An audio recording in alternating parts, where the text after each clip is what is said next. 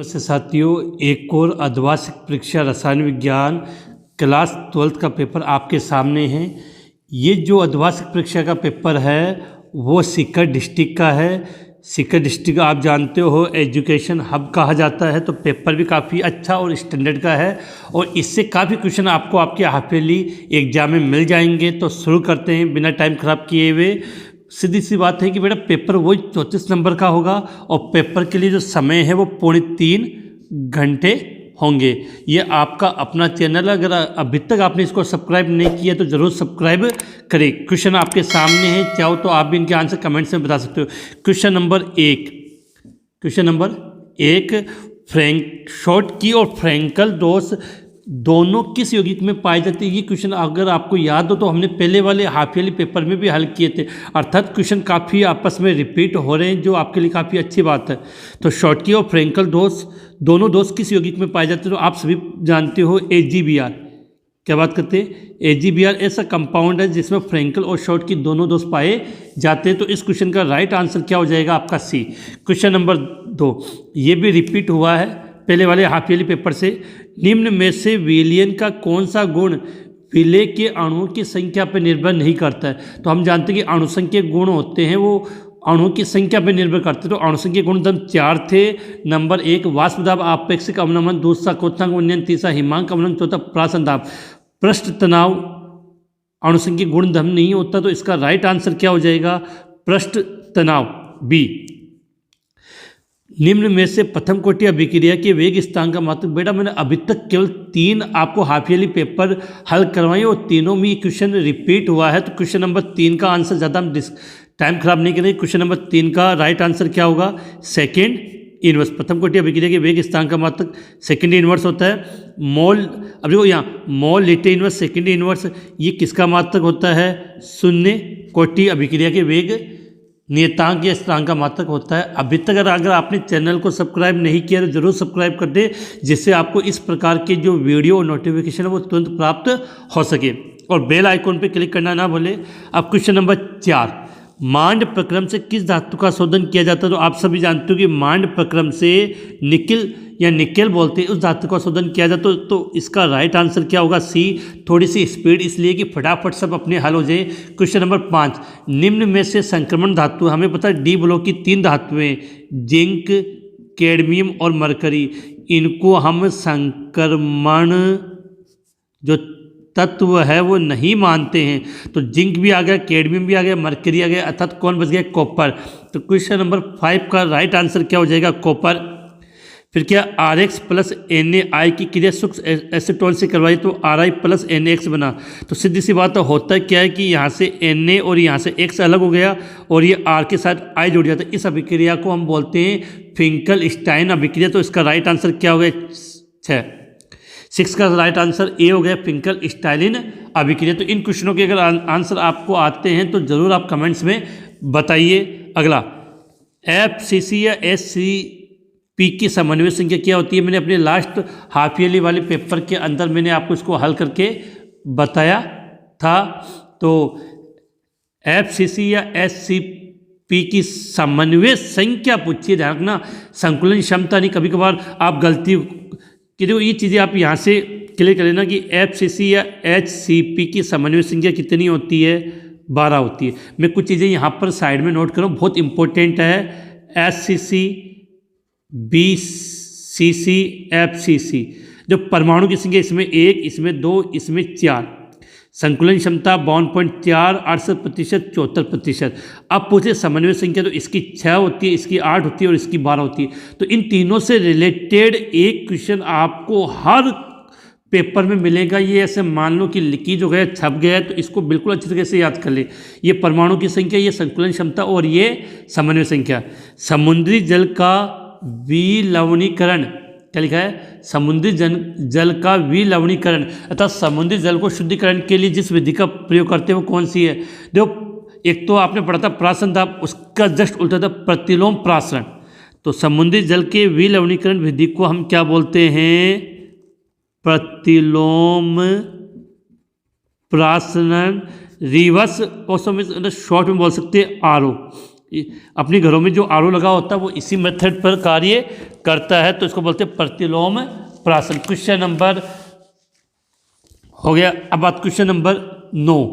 Question number 9 आपके सामने है कि CH3COO2S5, इसको बोलते हैं, इसका नाम होता है एथिल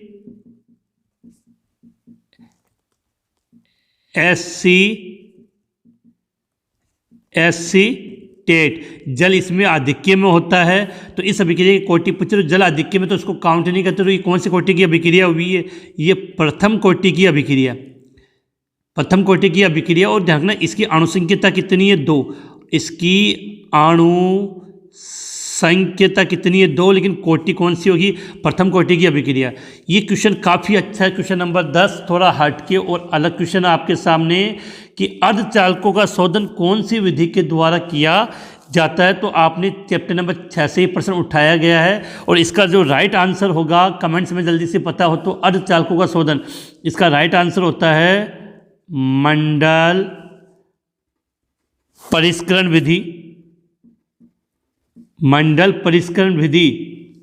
तो अर्धचालकों का शोधन कौन सी विधि से किया जाता है? मंडल परिष्करण विधि के द्वारा अर्धचालकों का शोधन किया जाता है। इसके बाद आपका जो नेक्स्ट क्वेश्चन है यहाँ पर कॉपर का इलेक्ट्रॉनिक विन्यास। तो मैं पहले बता दूँ, एक तो क्रोमियम और यहाँ लिखते हैं, एक तो क्रोमियम का और एक कॉपर का, इन दोनों का इलेक्ट्रॉनिक विन्यास पूछा जा सकता है। मैं दोनों का लिख देता हूँ।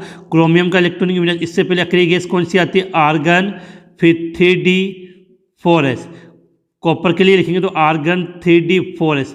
अब यहाँ से आपको याद है क्रोमियम का परमाणु क्रमांक होता है 24, कॉपर का होता है 29। अब देखो यहाँ से आर्गन तक 18, 18 2 10, 18 2 20, 20 4, लेकिन ये अर्धपूरित होने के कारण और ये पूर्ण पूरित होने के कारण इन दोनों में S में एक एक इलेक्ट्रॉन आता है, इसमें D में 5 आएगा और इसमें D में 10 आता है। ये दोनों काफ़ी इंपॉर्टेंट है, आप इसको याद कर लेना। कॉपर का इलेक्ट्रॉनिक विन्यास पूछा है तो हम लिख देंगे Cu आर्गन 3D10 4S1। अब देखो, निम्न को क्वथनांक के बढ़ते हुए क्रम में व्यवस्थित कीजिए। लास्ट हाफ ईयरली वाले क्वेश्चन पेपर में भी इस प्रकार क्वेश्चन था। अब पहले आप इनकी संरचना बना लो। तो 1 ब्रोमो ब्यूटेन की स्ट्रक्चर क्या हो गई? CH3 CH2 CH2 CH2 Br, अर्थात ये एन ब्यूटिल ब्रोमाइड हो गया। 2 ब्रोमो ब्यूटेन, इसका मतलब CH3 CH2 CH CH3 Br, ये द्वितीयक ब्यूटिल ब्रोमाइड हो गया। और 2 ब्रोमो 2 मेथिल प्रोपेन, ये तृतीयक का एग्जाम्पल स्ट्रक्चर बना देता हूँ यहाँ पे CH3 CH3 CH3 Br। मैंने अपने लास्ट वीडियो के अंदर आपको बताया था कि क्वथनांक होता है वो अणुभार के समानुपाती होता है, लेकिन तीनों का अणुभार समान है। तो हमने पढ़ा था कि क्वथनांक पार्श्व श्रृंखला के व्युत्क्रमानुपाती होता है, अर्थात पार्श्व श्रृंखला जितनी ज़्यादा होगी क्वथनांक उतना कम होगा। तो ये इसको मैंने A नाम दे दिया, इसको मैंने B नाम दे दिया और इसको मैंने C। इसमें 2 श्रृंखलाएँ निकली हुई, इसमें 1 और इसमें कुछ भी नहीं। तो श्रृंखलाएँ जितनी ज़्यादा क्वथनांक उतना कम। अब पूछा क्या? बढ़ते हुए क्रम में। बढ़ते हुए क्रम का मतलब होता है जिसका सबसे कम होता है वो पहले और ज़्यादा वाला बाद में। तो C का सबसे कम है, उससे ज़्यादा B का होगा और सबसे ज़्यादा A का। तो ये क्रम याद कर लेना कि निम्न को क्वथनांक के बढ़ते हुए क्रम में व्यवस्थित कीजिए। इस प्रकार के क्वेश्चन काफ़ी पूछे जाते हैं। तो ये मैंने इसकी शुरुआत की जो 12 सिंपल क्वेश्चन तक करवा दी। इसके आगे भी काफ़ी इंपॉर्टेंट क्वेश्चन इस पेपर में है। सीकर डिस्ट्रिक्ट का ये अर्धवार्षिक परीक्षा का पेपर, और इससे काफ़ी क्वेश्चन आपको आने वाली हाफ ईयरली एग्जाम में मिल सकते हैं। बाकी आप इससे अपना आइडिया, और जिन्होंने अपनी एग्जाम दे चुके हैं वो अपना मूल्यांकन भी कर सकते हैं। क्वेश्चन नंबर 13 आपकी स्क्रीन के सामने, षटकोणीय क्रिस्टल तंत्र के अक्षीय दूरियों में संबंध क्या होता है? तो षटकोणीय क्रिस्टल के लिए जो अक्षीय दूरी में संबंध होता है A = B, लेकिन B ≠ C ये होता है। आप सभी को एक महत्वपूर्ण बात ये बताना चाहूँगा कि वीडियो के डिस्क्रिप्शन में अर्धवार्षिक परीक्षा के लिए महत्वपूर्ण मैराथन क्लास के कुछ वीडियो बनाए गए हैं जिनका लिंक दिया गया है। तो उन वीडियो की सहायता से आप कम्प्लीटली अर्धवार्षिक परीक्षा की बहुत अच्छी तैयारी कर सकते हो। क्वेश्चन नंबर 14, हेनरी का नियम बताइए। किसकी बात करें? हेनरी का नियम लिखना आप सभी ने पढ़ा कि एक तो चैप्टर नंबर 2 में 2 नियम आएंगे, एक तो राउल्ट का नियम और एक हेनरी का नियम। तो हेनरी के नियम की हम बात करें तो हेनरी के नियम के लिए हम क्या लिखेंगे कि किसी गैस का वाष्प अवस्था में, क्या लिखा हमने कि किसी गैस का वाष्प अवस्था में आंशिक दाब P, किसी गैस का वाष्प अवस्था में आंशिक दाब P उस विलयन में गैस के मोल अंश के समानुपाती होता है। फिर से रिपीट करता रहा हूँ, हेनरी का नियम था कि किसी गैस का वाष्प अवस्था में जो आंशिक दाब होता है वो उस विलयन में गैस के मोल अंश के समानुपाती होता है। तो अगर गैस का वाष्प अवस्था में आंशिक दाब P और उसका मोल अंश को हम x से रिप्रेजेंट करें तो P समानुपाती x, समानुपाती को उठाओगे तो क्या रखना पड़ेगा, स्थिरांक। तो P बराबर KH x, और ये जो KH है इसे हम बोलते हैं हेनरी स्थिरांक। इसी के साथ अब हेनरी नियम के अनुप्रयोग भी याद कर लेना, क्योंकि एग्जाम में पूछा जा सकता है। एक तो आपने सुना होगा कि शीतल पेय की जब बोतलें बंद की जाती है, शीतल पेय की बोतलें बंद की जाती है तो वो उच्च दाब पे की जाती है, तो ये इसी पे आधारित है। इसके बाद हम नेक्स्ट क्वेश्चन की बात करते हैं, क्वेश्चन नंबर 15। क्वेश्चन नंबर 15 आपके सामने Cu2+ व Zn2+ का चुंबकीय आघूर्ण ज्ञात करो। तो बड़ा, अगर Cu2+ की बात करें तो अभी देखो, इससे पहले हम बात करें Cu की, तो Cu का इलेक्ट्रॉनिक विन्यास क्या होगा, आर्गन। D के लिए बना लो 1 2 3 4 5 और S। कॉपर का परमाणु क्रमांक 29 होता है, तो 18 यहाँ तक, 18 19 20 S में कितना आता है पता है, अभी हमने बात की थी 1 आता, तो ये 4S में 1 आएगा। फिर इन सब में 2 2 आता है। अब आपने क्या किया, कॉपर के लिए कितने इलेक्ट्रॉन बाहर निकाल दिए, तो एक इलेक्ट्रॉन यहाँ से बाहर निकल गए और एक इलेक्ट्रॉन यहाँ, तो इसके पास एकमित इलेक्ट्रॉन की संख्या कितनी हो गई, कॉपर के पास 1 हो गई। और Zn2+ की बात करें तो जिंक के पास एकमित इलेक्ट्रॉन की संख्या 1 भी नहीं होती है, और एकमित इलेक्ट्रॉन की संख्या 1 भी नहीं होने का मतलब क्या होगा, जिंक का जो चुंबकीय आघूर्ण अर्थात म्यू से रिप्रेजेंट करते हैं उसका मान तो 0 होगा। अब कॉपर में एकमित इलेक्ट्रॉन की संख्या 1 है, तो चुंबकीय आघूर्ण ज्ञात करने का तरीका क्या था, म्यू √ n+2, ठीक है। म्यू बराबर n का मान कितना है कॉपर के लिए, कॉपर के लिए निकाल दे तो 1 + 2 बराबर √3 बोर मैग्नेटिक का मान अगर आप हल करोगे तो 1.7 के समथिंग यह आ जाएगा।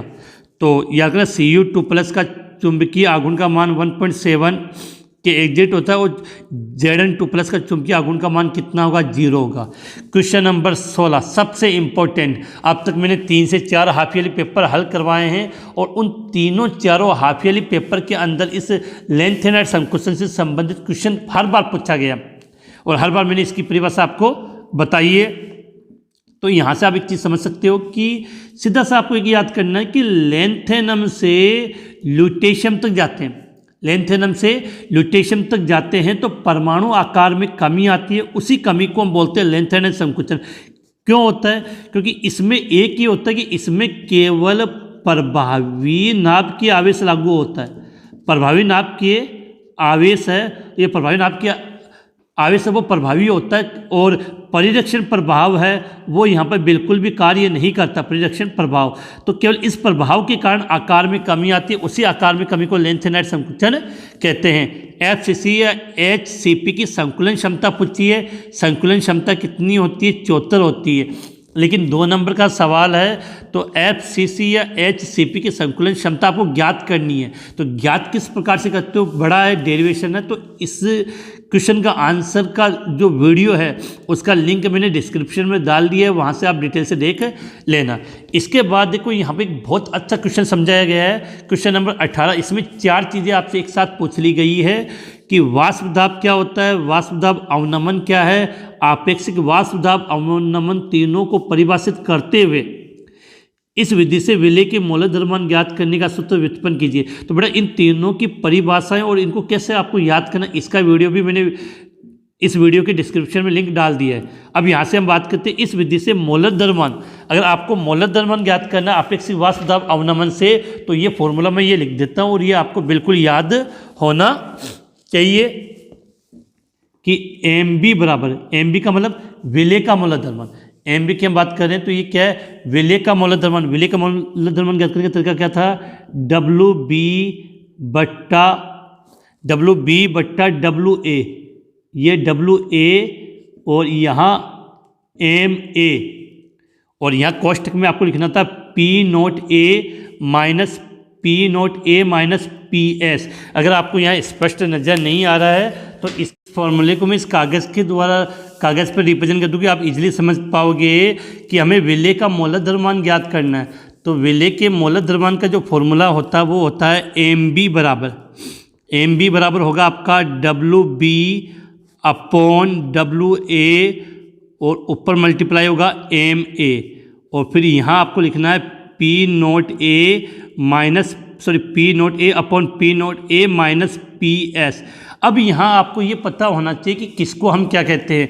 डब्ल्यू बी, ये जो एम बी है वो विलेय का मोलर द्रव्यमान, डब्ल्यू बी विलेय का भार, एम बी विलायक का भार, एम ए विलायक का मोलर द्रव्यमान, पी नोट ए शुद्ध विलायक का वाष्प दाब और पी एस विलयन का वाष्प दाब। तो इसकी सहायता से आप विलेय का मोलर द्रव्यमान ज्ञात कर सकते हो। नेक्स्ट क्वेश्चन के बाद फैन पलवन विधि का सचित्र वर्णन कीजिए। क्या बात है, ये क्वेश्चन पहले वाले हाफ ईयरली पेपर में रिपीट हो चुका है, मतलब आपको साफ साफ समझ में आएगा कि इनको हल करोगे तो काफ़ी क्वेश्चन है वो कॉमनली रिपीट हो रहे हैं। तो फैन पलवन विधि का सचित्र समझाइए, तो चित्र आपको स्क्रीन पे नज़र आ जाएगा, वहाँ से आप इसका अध्ययन कर लेना। अब बात करते हैं क्वेश्चन नंबर 20। इसमें आपको दो कंपाउंड दिए हैं K3Al C2O4 3। देखो K का मतलब क्या होता है, पोटेशियम, ये भी दिया होता पिछले हाफ ईयरली पेपर में पोटेशियम। अगर आपको बिलीव नहीं है तो वीडियो की डिस्क्रिप्शन के अंदर मैंने पिछले हाफ ईयरली पेपर का जो इससे पहले जो हाफ ईयरली पेपर हल करवाया उसका लिंक भी दिया हुआ, आप देख लेना वहाँ से। पोटेशियम, फिर कितने ऑक्सलेटो 3, तो ट्राई C2O4 को क्या बोलते हैं, ऑक्सलेटो, तो ट्राई ऑक्सलेटो, और ऋणात्मक है तो नाम हो जाएगा एल्यूमिनेट, और एल्यूमिनियम का ऑक्सीकरण अंक थर्ड, तो इसका नाम क्या हो जाएगा पोटेशियम, और इधर लिख दिया ट्राई ऑक्सलेटो एल्यूमिनेट थर्ड। दूसरे कंपाउंड में देखो एक लिगेंड तो क्लोरो और एक एथिलीन डाइमीन, तो क्लोरो पहले आएगा तो लिख दिया यहाँ पे डाई क्लोरो। लेकिन एक इंपॉर्टेंट बात है, एथिलीन डाइमीन ऐसा द्विधांतक लिगेंड है जिसके नाम में ही डाई शब्द का प्रयोग हुआ है, अर्थात इसका नाम लिखेंगे तो क्या लिखेंगे, 20 एथिलीन डाइमीन। छोटी छोटी गलती करवाने के लिए इसी प्रकार के एग्जाम्पल दिए, तो क्या होगा dichloro 20 diethylene amine, CO के लिए क्या लिख दिया कोबाल्ट, इसका ऑक्सीकरण अंक है थर्ड, जहाँ तक हो सके आपस में मिला दो, और लास्ट में Cl, तो उसको क्या लिख दिया मैंने क्लोराइड, क्या लिख दिया क्लोराइड। अब देखो क्वेश्चन नंबर 20 हो चुका है। क्वेश्चन नंबर 21 में दो क्वेश्चन है, शून्य कोटि और प्रथम कोटि। बेटा मैं आज भी आपको कहता हूँ हाफ ईयरली की बात नहीं है, आपकी जो बोर्ड एग्ज़ाम होगी, बोर्ड एग्ज़ाम 2022 का जो पेपर आएगा उसमें रिटर्न में आज लिखा लो कि चाहे शून्य कोटि हो या प्रथम कोटि, इन दोनों में से एक सवाल जरूर पूछा जाएगा। तो इनका शून्य कोटि और प्रथम कोटि को कैसे आपको याद करना, उसका बहुत अच्छा एक वीडियो बना के मैंने डिस्क्रिप्शन में लगा दिया है, आप उसको ज़रूर देख लेना। जैसे अब बात करते हैं क्वेश्चन नंबर 22 की, ये भी काफ़ी बार रिपीट हुआ है। SN1 अभिक्रिया की क्रिया विधि समझाइए। तो बेटा सीधी बात है कि पहले पद में कार्बोकेटायन बनेगा और दूसरे पद में नाभिक स्नेह कार्बोकेटायन पर आक्रमण करता है। तो SN1 एक आणविक नाभिक स्नेह प्रतिस्थापन अभिक्रिया है, लेकिन इसकी क्रिया विधि कितने पदों में संपन्न होती है, 2 पदों में संपन्न होती है। क्रिया विधि को शॉर्ट, ठीक है, और इन बड़े क्वेश्चन है तो इनको यहाँ लिखने में काफ़ी टाइम लगेगा, तो इनके जो वीडियो है वो मैंने डिस्क्रिप्शन में डाल दिया। और एक चीज़ और, ये चैप्टर नंबर 4 की बात थी, यहाँ से क्वेश्चन वाली। अब मैं बात करूँ चैप्टर नंबर 10 की। जो आपका चैप्टर नंबर 10 है उसमें 2 अभिक्रिया इंपॉर्टेंट है, एक तो SN1 और दूसरी होती है SN2। इन दोनों में से एक अभिक्रिया या दोनों में अंतर का क्वेश्चन भी आपको बोर्ड एग्जाम में मिल जाएगा। तो हाफ ईयरली तो केवल अपनी एक प्रैक्टिस, हमें बोर्ड एग्जाम के लिए ज़्यादा सोचना। तो ये चीज़ें यहाँ से आप बार बार पेपर हल करते हो तो आपको आइडिया लग जाना चाहिए कौन सा क्वेश्चन कहाँ से पूछा जाता है। इसके बाद क्वेश्चन नंबर 23 की बात करें तो उपसहसंयोजक यौगिकों में आयनन समवायता समझाइए। बेटा आयनन समवायता का मतलब सीधी सी बात यही है कि जो एक एग्जांपल मैं लिखता हूं यहाँ पे, कोबाल्ट H2O5 Br SO4, एक कंपाउंड तो ये हो गया। दूसरा हो जाएगा CO H2O5 SO4 Br। तो इन दोनों कंपाउंड में कौन सी समवायता पाई जाती है? आयनन समवायता पाई जाती है। कैसे? जो इसको जब आप जल में घोलोगे तो इसमें कौन सा आयन बनेगा? एक तो SO4 बनेगा और एक ये आयन बनेगा। जबकि इसको जल में घोलोगे तो इसमें एक आयन तो ये बनेगा और एक Br- बनेगा। ठीक है। और अगर आपको याद हो तो फिर से मुझे ऐसी आ रही कि ये क्वेश्चन लास्ट वाले हाफ ईयरली पेपर में था और ये भी दोनों के दोनों क्वेश्चन हमने जो जस्ट इससे पहले 5-6 घंटे पहले जो हाफ ईयरली का पेपर हल किया था उन दोनों में ये क्वेश्चन रिपीट थे और दोनों को मैंने काफ़ी अच्छी तरीके से आपको एक्सप्लेन किया है। तो काफ़ी ईजी है और ये तो लगता है कि कहीं से CONH363 संयोजकता बल सिद्धांत द्वारा संकलन ज्यामिति व चक्रण बताइए। देखो समन्वय संख्या 6 है और प्रबल लिगेंड है तो इसमें संकलन कौन सा हो जाएगा? D2sp3। D2sp3 होता है तो इसकी आकृति अष्टफल की है। और बात करें आंतरिक संकुल बनेगा तो अर्थात ये निम्न चक्रण संकुल का निर्माण होता है इसके अंदर। अब देखो बंधन समवायता किन में पाई जाती है? जिनके अंदर उभय दंतुक लिगेंड उपस्थित हो। कौन सा लिगेंड हो? उभय दंतुक लिगेंड उपस्थित हो। और बेटा ये क्वेश्चन आपके चारों हाफ ईयरली पेपर में आया है तो सोच लो कितना इंपॉर्टेंट है। चारों पांचों जितने भी हाफ ईयरली पेपर हमने हल किए उन सब के अंदर आपको ये क्वेश्चन मिला होगा। संकरण वही DSP2 आकृति वर्ग समतलीय चक्रण निम्न चक्रण संकुलीय यौगिक होते हैं। तो ये सिक्कर डिस्ट्रिक्ट का हाफ ईयरली का पेपर था। काफ़ी स्पीड से मैंने करवाया कि जिससे आपका टाइम बच सके। आपने मिलान कर लिया और आपके पास जितने भी डिस्ट्रिक्ट के हाफ ईयरली के पेपर है वो मेरे व्हाट्सएप नंबर पर सेंड कर दो, उन सबको हल करवा दिया जाएगा। इसी के साथ चैनल को सब्सक्राइब करना ना भूलें। आपका अपना चैनल है बूस्टर सर के साथ जुड़े हुए। इसी के साथ अपनी ये आज की क्लास समाप्त होती है।